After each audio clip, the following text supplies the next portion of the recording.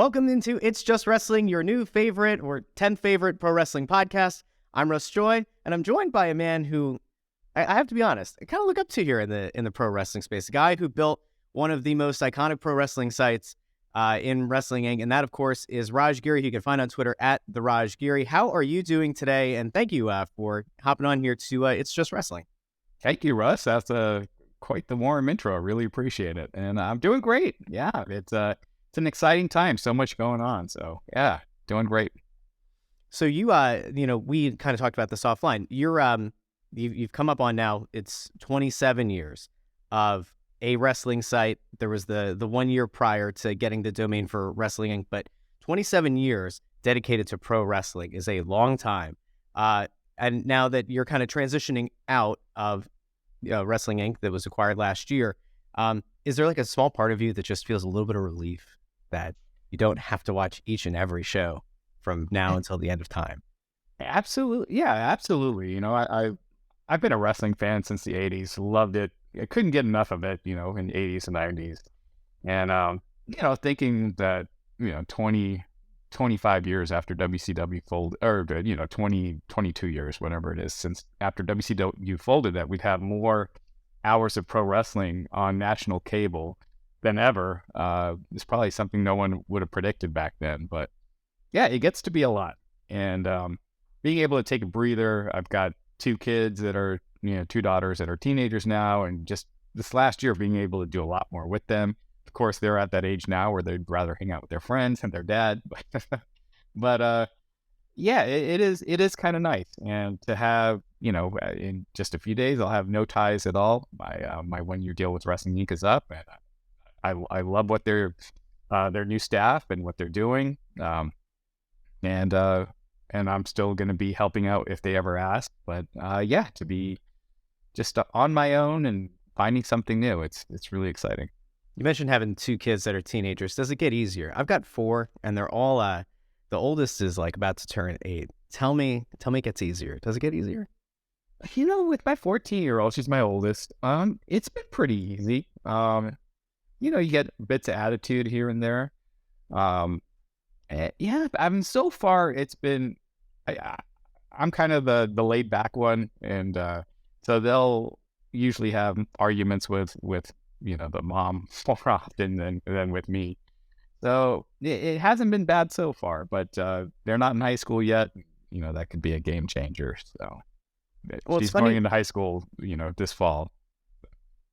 It's funny that, you mentioned that there's a little bit of drama, there's a little bit of pushback, a little bit of attitude. And the big reason I brought you on today is because there's this nonstop, and I mean, I get why it controls the news cycle the way that it does, but there's this nonstop back and forth, and there's leaked things. There are what we I guess would consider sourced content. There's sources speaking to different writers, different reporters, speaking to anybody with a platform, and it's been now, I don't know, 8 months since Brawl Out, and since AEW, which had all of the momentum in the world entering last summer, I'd say before Punk really got hurt. You enter this new phase where there's just so much discord, or at least from the outside, it appears there's all this discord between two camps in AEW. And I'm sure there are more. I mean, it's just the way that locker rooms exist. For those of you who are new to the show, my part of my professional responsibility is as an NHL writer and an NHL podcast host. So I cover the Philadelphia Flyers. And when you go into a sports locker room, that's one thing. There are different dynamics, there are cliques, but you don't have to necessarily worry that somebody's working you on a story. If especially hockey's very straightforward, right? Everybody's all about the team. But when you ask and you get some info and you cross-reference it with one or two other people, you feel like you're pretty sound. And it seems like this entire story, what happened after CM Punk, went off script when he went rogue with Tony Khan next to him, and there's this fight between Punk and the Elite and Ace Steel, and was his dog kicked, and was Ace Steel's wife on crutches, and did somebody really throw a chair? Was there really a bite? You take all this, and it seems like no matter how many sources and how many people come to the forefront, whether anonymously or in the case of a Chris Jericho, put something out publicly, it just seems like you could ask 15 different people and you're going to get 15 different answers. So from your perspective and where you were at on all of this, have you ever seen anything develop the way that this has, where we still really don't have an answer, a definitive, clear answer this far, out. I mean, on a major league level, I think the closest thing would probably be Brett and Sean. But even back then, I think you had most of the wrestlers supporting Brett and his side of things. Yeah, back then, Shawn Michaels called out Brett on TV. He used that having sunny days line, which I think across the board everyone felt that that was inappropriate, even Shawn's friends. So that would be the closest thing. But this is a pretty wild one, and it got physical. And you have two sides to the story. Obviously, each side has their own version, and the truth usually lies somewhere in between. And in my personal opinion, there's plenty of blame on both sides. So, yeah. Well, this is the other thing. This is another reason why I wanted to have you of all people on. You're active on Twitter, and it seems like the nuance is often lost, and the fact that like in a scuffle or in a disagreement, whether it's verbal or physical, like the truth, as you said, does kind of lie in the middle, and there could be blame on both sides. And I know that upsets a lot of people. Like I forget, it was a tweet that you put out. I responded to it, and then it like spawned this like little back and forth below where you have these people who just jump in immediately. They're in the Bucks camp. You have these people on this side who are in the Punk camp. And it's like, well, Punk was an angel. He didn't do anything wrong. He called out because, the Bucks were spreading all this crap in the dirt sheets and yada, yada, yada. And then you have the other side that says they just want to go say to him, hey, man, that's not cool. And he threw a chair at their head and threatened to kill their family. Not really. But like, it's that kind of thing where you're just like, you can like who you want to like, and you can support whichever wrestler you want to support, and that's fine. But like, if you can't objectively look at this and kind of go like, let's zoom out a little bit. If you can't look at it and say, all right, we had a fuse that was lit. Was there something that happened that led to this moment where Punk really kind of goes ballistic and calls out Hangman, calls out the Bucks, says they can't, manage a target, all that. All right, so that's one strike.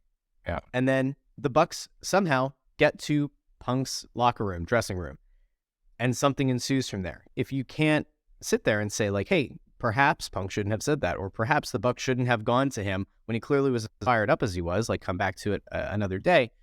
It's always been kind of crazy to me that there are so many people who just have this vitriol and are just unwilling to see that like there are a lot of things that went down the wrong way.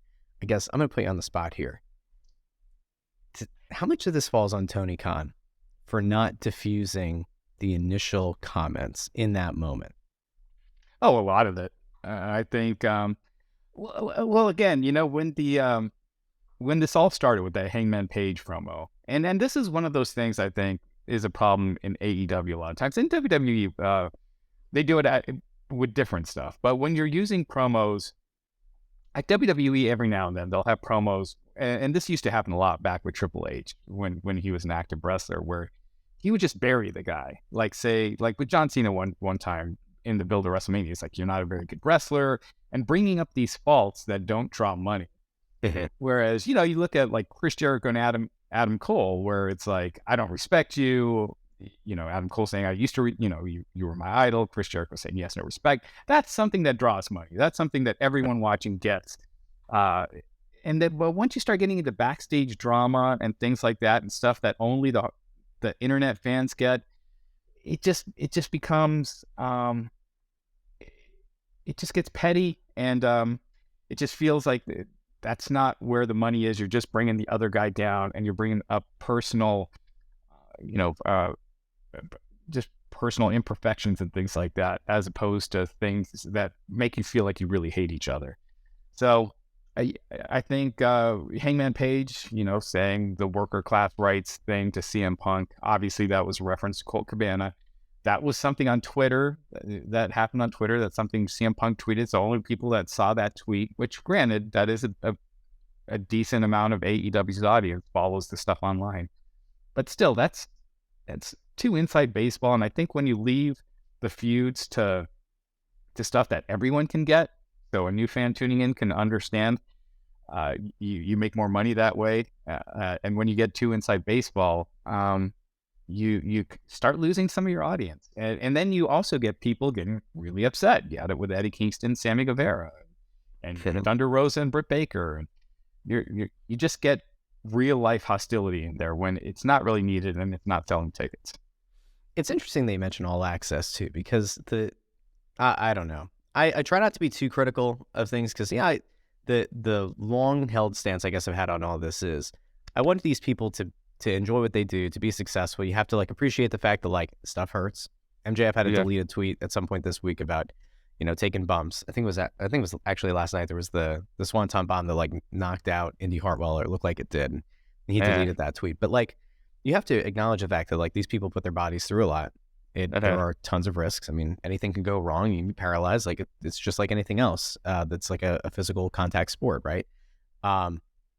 It's just always interesting to me that like, as we kind of, I guess, look at the situation, look at All Access, which on the surface you would think, all right, the goal of this show is to really pull back the curtain and to give you a real look at what these people are like, and to show you whether things are really as insane as they appear to be, as what's reported or not. And I get this like awful, overwhelming feeling. I don't know if you have, because I haven't watched every episode. I think I watched the first 2 of All Access. I felt like it was just like a super scripted behind the scenes thing. Like there were a few moments that kind of felt authentic, Bryan Danielson and Sammy Guevara after a match, but like there are times where I just watch it and it's like Sammy talking to Kingston in the front row of seats by the ring, and like there's this weird little 45-second interaction. I'm like, that doesn't feel like what actually happened. And the unwillingness to mention in any way, shape, or form like what happened with the Bucks and Punk, where they just kind of glossed over it the same way that Tony did when he stripped everybody of the belts. Like it almost feels disingenuous. I don't know if that's like something that you felt as well, but it just, there's like cognitive dissonance is the way that I like to describe it, Yeah, when I first heard of the show, I thought it was going to do a lot better than it's been doing. I mean, it's down to Power Slap numbers, and Power Slap is, generally regarded as a failure. But granted, to be fair, that was a sports league kind of quote unquote, while All Access is just another show. But All Access is also an AEW show following an AEW hit show, so it should be doing a lot better. And it's not. I think I think a lot of the internet fans obviously want to know the backstage news, and that's what draws a lot of traffic to websites and public forums and Twitter. But when you have it as a weekly thing and it's kind of filtered through your own production company, and doing it weekly, until whenever the season is over, I think it just takes some of the I don't know. It's just because I'll watch some of those WWE 24 things, right? Where they'll do a WrestleMania 24, and you see the stuff backstage, and that stuff is fascinating. But if they're doing that every week, it just gets watered down after a while, and you stop caring, especially if it has nothing to do with storylines going forward, or really has to do much with storylines going forward. And I think that's what's happening with All Access. It's just kind of the same after week 1. I don't know. I haven't seen all the episodes. It doesn't seem like many of the top stars are really featured on it. And I could be wrong, but as far as like Kenny Omega, Chris Jericho, Jon Moxley, Bryan Danielson, I don't know if they're featured on it as much as it seems like a lot of the other stars are. So it's just not that compelling, in my opinion. And I think you're kind of seeing that in the numbers. The one thing that they seem to do that they tried to tie in is when they did the beatdown of Adam Cole and of Britt Baker, and you hear Britt Baker, call for Austin, call for Adam Cole, and they've established on All Access that his name isn't really Adam Cole, and like all that. So you kind of like wonder, all right, like is this part of it? Are they kind of trying to tie in, if you're one of the smart fans who's constantly online, who's reading all this stuff, who then, are one of the, 300,000, 280,000 people who are watching All Access every week, like, are you trying to rope those people in? And like, I don't know. I almost wonder at some point, is it the law of diminishing returns, right? Like you keep putting all this content out and you keep kind of skewing it to those smart fans. At some point, like it's very hard, I would imagine, to get into AEW. Like for context, like I was an Attitude Era kid. I walked away from wrestling in high school. I missed Punk. I missed Danielson. I had no concept of what ROH was or New Japan or any of that. And then it was 2016. I found out Goldberg was going to come back, and I was like, all right, Goldberg squashes Brock Lesnar, and I'm like still kind of like on the periphery. I'm like checking in every once in a while, And then I hear about AEW starting up, and I'm like, all right, like that's cool. And the initial vibe that it gave, I was like, yeah, this almost feels a little bit like Attitude Era-esque. Like, I dig this. I can get into this. Mm-hmm. But it just kind of felt like over time, what started as a show that the casual fan could pick up, they don't seem to do a good enough job week to week of kind of bringing you back up to speed. Like those kind of packages you would see during the Attitude Era, kind of like, here's what happened last week, or here's what happened over the last couple of weeks. And to me, that's where like All Access misses the mark. I almost feel like their production staff does such a good job on those road to Revolution, road to Double or Nothing, that I'd almost rather just see them kind of keep with kayfabe and just kind of do a show that kind of ties everything back together. And I don't know how you do it. I genuinely don't. But I don't think they've hit it here with what they're trying to go for. Yeah, and I think ultimately that's what shows like Roads to the Top, when they had that, even Total Divas, Total Bellas, where there's kind of a theme to the shows. Like one is following the roads around, and then with that you mix in a lot of the backstage stuff, and those fared a lot better. And I think that's probably it definitely appears to be to the answer, is a show like that where you sprinkle in the backstage stuff, as opposed to it just being the backstage stuff every week, where after a while you kind of get it. And and the other format has proven to be more successful. Real quick, I don't think I answered your question about how much Tony Khan is to blame, but I think a lot of this falls on his a lot of it falls on him, because he's not, even right now, was creating a second show, and by all indications the problems between CM Punk and the Elite have not been solved. So you're putting Band-Aid, I've said this before, you're putting a Band-Aid on a knife wound, and these problems are going to surface again unless these problems get nipped in the bud. The Bucks, Omega, they're EVPs. In my opinion, that gives you greater responsibility to go out of your way to try to make these things right. Otherwise, don't be an EVP. If it's just two wrestlers that refuse to work with each other, that's one thing. And even in that case, that causes all sorts of scheduling headaches and things like that. And at some point, you gotta put your foot down and be like, look, you guys are gonna work together, or either Punk's not coming back, or you guys are, we're not gonna renew your contract. Something's got to be done, because this is just going to lead to bigger problems down the road. And if you got half the locker room on Punk's side and half on the Elite, that's just going to lead to locker room unrest, which you don't need. It's funny because like I don't like to fall back on old tropes, but like the notion of like, well, Vince McMahon wouldn't have let this happen, like, is probably true.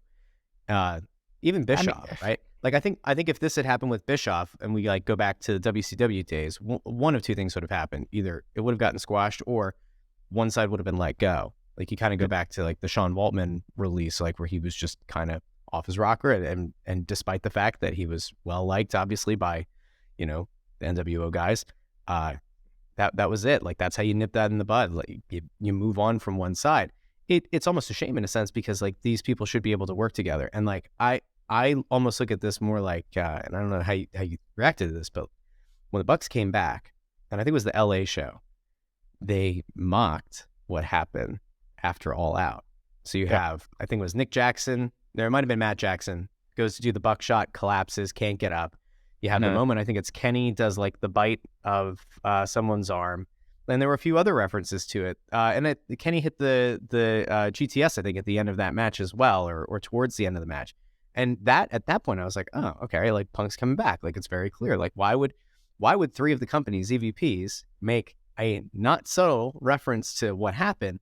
But here we are all these months later, and it almost makes me just say like, all right, has this whole thing since All Out been a work? Has it been the most elaborate work in the history of works? He knew his tricep was blown out, told Tony, this is what's going to happen. There's no video, there are no pictures. Nobody seems to have a clear message of what happened. And like, as everything's just kind of going on, part of me just goes, man, like, it's almost so stupid. It's almost so poorly executed, in terms of like trying to mend fences, as it appears. Like, it almost feels like it has to be fake. Maybe I'm wrong. I think definitely not. It's definitely not a work. I think if it was, it would make the company look so bad.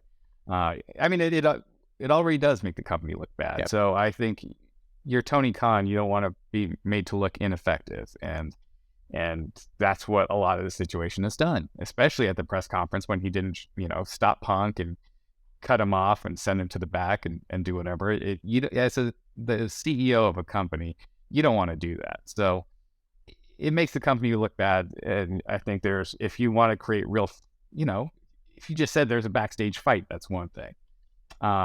But if you're doing this thing that makes the company look second rate,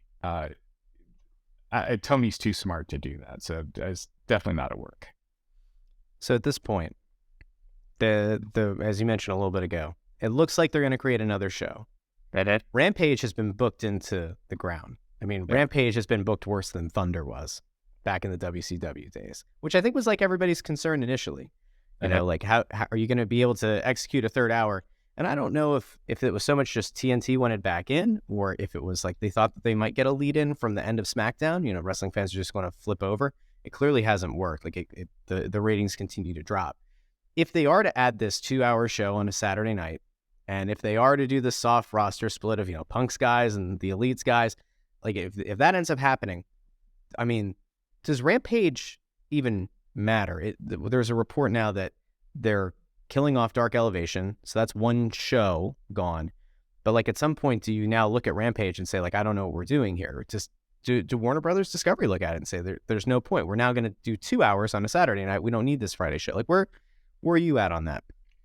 Well, I guess it depends on Warner Brothers as far as what kind of ad rates they get during that hour. Because, usually the fact that Rampage hasn't moved, or there hasn't even been rumors of Rampage moving to a better time slot or a different night, there was never talk of Rampage moving to Saturday night, would suggest that it's not getting huge ad rates and hasn't been, a hit in that area. So as long as it's doing better numbers and better ad rates than putting a movie rerun or, some TV show rerun in that slot, then it doesn't hurt TNT to just keep it. And for AEW, it doesn't really add anything to their production cost. They tape it, at Dynamite anyway. So it's kind of one of those things. It's a complete throwaway show, but it's a little extra money for AEW, and it doesn't hurt TNT to have. So if in a perfect world, you get rid of it, you try to keep your two shows as strong as possible. Don't water it down with these other shows. But content is king right now. That's where the money is. So if they're making money off of it, it probably benefits everyone, even though the ratings are way down for that show from where they were a year ago. Collision, if it happens from 8 to 10 on a Saturday, I know like a lot of people have kind of crapped on the idea, but like if you think about it, wrestling pay-per-views, UFC pay-per-views typically happen on a Saturday at that time or a Sunday at that time. So it's not like you have to fundamentally change how people approach their Saturday nights. Like and maybe it's different week to week as opposed to the once a month, or in AEW's case, like once every 2 months. But like, I think that there's enough of an audience for that kind of show. I guess at this point, if you have to kind of put on, like, let's just say, Raj, you're leaving Wrestling Inc. and Tony Khan gives you a call, months down the line and says, how do I make this better? How do you recommend he goes about writing, booking, whatever? Dynamite, Rampage, Collision, the ROH show? Does the ROH show even continue? Like if the goal has been to get another primetime show and now you get it with Collision, like, do you potentially nix what the ROH show is? Or does that now all of a sudden officially become kind of like your NXT, your developmental brand? Like what would you advise Tony to do? Well, they kind of already have their NXT brand with Dark. That's kind of where they put, indie wrestlers and stuff, kind of where they're taking a look at them. ROH, just since the beginning, I never got it. It was more important to the hardcore fans than the general fans, and that shows. Like, Warner Brothers didn't have any desire to put it on TV. It didn't get a TV deal. And most, you look during WrestleMania weekend, right? And you hear all these different sports outlets, talking about wrestling, and they'll talk about they know John Cena and all these, wrestlers from the past. Very few of them are going to know what ROH is. They'll know WCW, maybe TNA, but not ROH. So I think they kind of overestimated its popularity. If they're doing 20,000 subscribers right now, paying $10 a pop, that's 200 grand a month, 2.5 million per year. Then that's not taking into account the expenses for the app itself. You have your expenses for that and travel and things like that, but you are also getting revenue from pay-per-view. So it's profitable. I guess it doesn't hurt, but I just don't know what the end game is for that. Just to have a barely profitable company when you have these two big shows on network TV, that to me seems like that should be the focus. ROH titles on those shows always, to me, just dilutes the other belts. All the other belts when they have them on, whether it's AAA or whatever. At some point, most of your fans are not watching AAA as much as they might pop for AAA guys coming in or New Japan guys coming in. You see what New Japan ratings are. You see how many people are subscribed to New Japan World in the U.S. Most of your fan base in the U.S., at least, are not following those products. And so when you have those belts, it means very little to your fan base. Your main belts do. Keep the focus on those. Get rid of the FTR title and all these belts that don't mean anything. That used to be one of the things with WWE. They had so many belts all over the place that none of them meant anything. And now they're focused and, they have long champions for most of their titles, and those titles mean so much more. And that's what I'd do if I was, Tony Khan with his belts, especially like the TNT title is changing hands every few weeks, it seems like. That's its own mess, right? Yeah. Just happen, but like realistically, if you are going to do what's essentially a soft brand split, and you have too many titles, they do and the ROH thing never. The only reason I thought ROH ever made sense was, one, maybe it spites WWE if they were interested in the library, and two, like maybe it helps you if knowing the TV rights deals were going to be coming up, that it might have helped you get onboarded with Max if they were going to go that route, formerly HBO Max, on the off chance that you were going to get like WWE gets acquired, they don't re-up with NBC Universal, but NBC still wants to be in the wrestling. Okay, cool. Like that's something to add, I guess, potentially to Peacock. I don't see that. But like that to me, it was just the video library. I was shocked that they were going to try to roll out a show. Adding titles for a company that was defunct, that didn't have a TV show, never made sense. But if you have, and this is kind of like where my brain goes now, if Dynamite and Collision are two separate shows, you have too many titles as is. You've got TNT, and you also have the international title. All right, fine. If you keep those belts on separate shows, maybe it stops the feeling of dilution as much, right? Like it really does create a split. And then maybe Rampage, which has no purpose, is like where you have these brand warfare kind of matches. Like it sounds like they're keeping Battle of the Belts. If Rampage is supposed to be a show, like maybe that's a place that you put some title matches, or you have these champions go head to head. I don't know. I don't think I've ever seen, it's funny, go back to the Attitude Era and you think like, never will there be more wrestling on TV than having two WCW shows. It was 3 or 4 WWF at the height, because you had Sunday Night Heat, Velocity was in there somewhere, I don't think at the same time. Right. And like ECW was running its own thing. But now it's just like, if you're a wrestling fan and you want to support both of these companies, you have to watch wrestling virtually every night of the week. Plus, whenever pay-per-views are on, like it's gonna be an impossible kind of task to keep up with it as a fan. The onus really now is going to fall on these companies, especially AEW in this case, to keep things straight. And I almost wonder if they're going to try to pivot how they do some of the storytelling and how they do some of the build. Over the next few months, they've got to find a groove, right? Yeah, and you mentioned all those shows back then. Now you have MLW as well, and NXT, and Impact on Thursdays, and New Japan on Access on Thursdays, and for several months of the year, you got the A&E WWE bios on Sundays, and All Access now as well for several months. So yeah, it's a lot. I'm sorry, what was the question again? I don't even know if I had a question at that point. It might have just been like one of these like patented kind of rants, but like it almost, and it kind of comes back to something from the top of the show.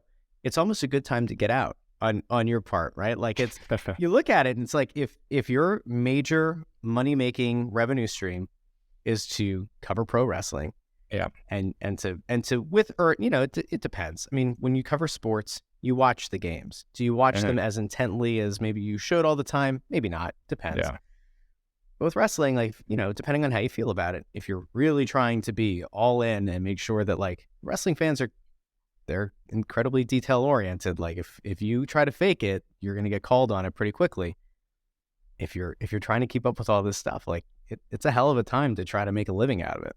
And Saturday nights are going to be tough. I mean, you mentioned earlier about, you know, pay-per-views being on Saturday nights, and it's shown like for special events, people stay in on Saturday nights for, when we're in the playoffs, we're at the NFL or NBA playoffs right now and NHL playoffs. A Saturday night, it'll do numbers, but that's for special stuff.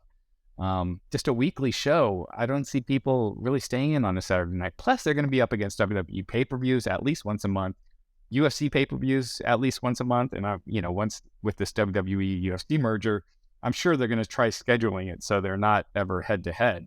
So that's 2 nights a month automatically with UFC and WWE, not to mention NBA through, June. Is that when the NBA finals happen? Yep. June, NHL as well. Then you get a couple months off, and it's back. So Saturday nights are tough. And, already on Friday nights, I never watch SmackDown on Friday nights. I end up watching it Saturday morning or Sunday morning. I'll follow it, and I'll, have people text me if anything newsworthy happens. But it's going to be tough. I think they're going to do good numbers, even though I think their first episode is against the NBA final. So I don't think that's the best night to do it. I could be wrong, but I think that's the case.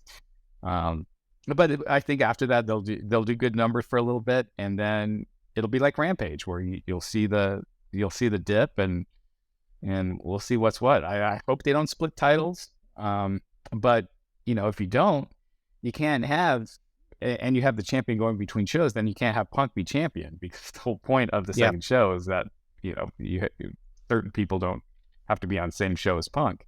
And I guess the same thing goes for Omega or Young Bucks being tag champions. So it just creates so many headaches down the road that they just need to nip it in the bud. The good news is, I believe the rumor date is June 17th, which will fall in between Game 6 and Game 7 of the finals in the NBA. Good. So you know what? Maybe they'll use this as a big build-up, right? This will become like a big advertising thing for while games are still going on TNT. And I think it's the Western Conference Finals or the last series they have. Yeah, that could be huge. Last thing here, because I don't want to keep you a crazy time here. So the All In at Wembley, I expect they're going to do 60,000 seats, just by virtue of it's a hot product over there. It's the first time they've gone abroad. I don't think a lot of Americans understand just how close European countries are to one another, that it's not the kind of trek that it might otherwise seem. If they were to open up 60,000 seats, depending on staging and everything, hypothetically, what do you put in as the main event of that show? If you need like the last bump, say they're at like 45,000, they want to get to 60. What's the match that sells out Wembley? Ooh, well, in my opinion, CM Punk and Kenny Omega, but I don't know if that can happen.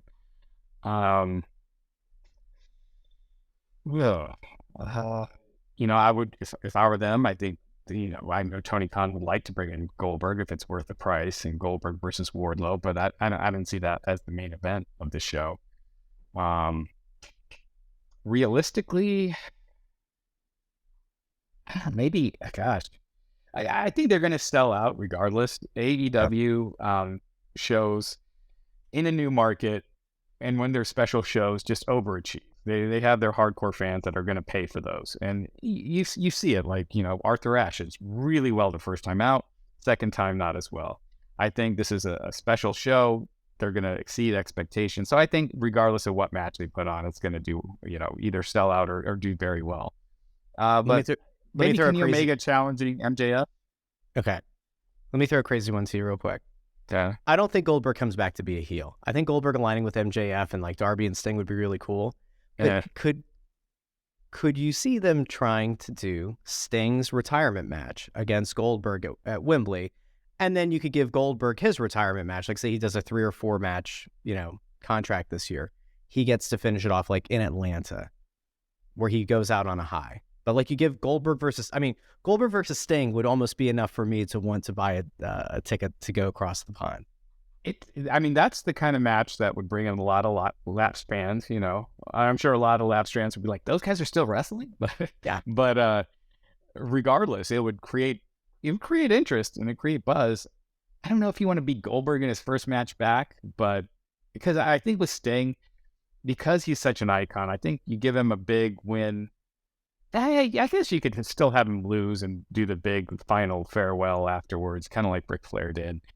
But yeah, I think that would be really, really big. Yeah, absolutely. Well, Raj, I appreciate you coming on the show. Let people know where they can find you. We said off the top at the Raj Giri, and I know that you've got another show that you do on YouTube, Practical Money. But let people know where they can find you. Yeah, you can check out youtube.com/@practicalmoney. We haven't done an episode in a little bit just because I've been so busy with the final months with Wrestling Inc. But yeah, just like financial stuff that, financial tips and that have worked for me. It's not financial advice for anyone else, but it's financial stuff that has worked for me.